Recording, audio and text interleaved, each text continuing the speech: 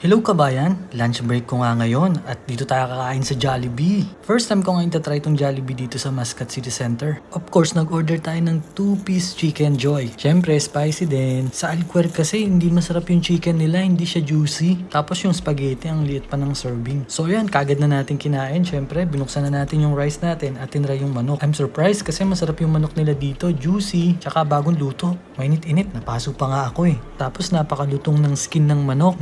Iba talaga yung sarap ng Jollibee. Pero syempre, iba pa rin yung Jollibee sa Pilipinas. Tapos sinry ko naman siya with gravy. Heaven. Ayan kung makikita nyo, sobrang juicy ng manok. Sobrang nostalgic talaga sa akin itong Jollibee kasi natatandaan ko nung bata ako, dyan kami lagi dinadala ng lola ko, tsaka ng mama ko. For sure, ikaw din. Ikaw kabayan, na-try mo na ba yung Jollibee dito sa Oman? Comment mo na ba down below? Tatandaan ko nga nun, bata kami.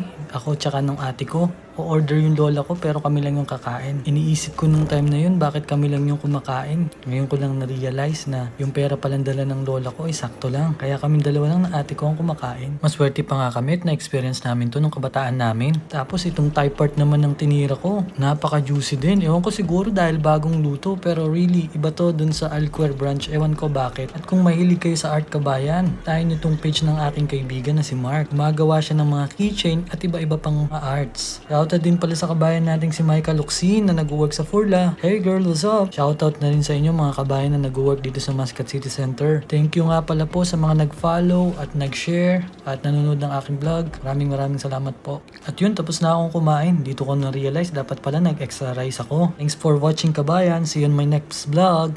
Peace!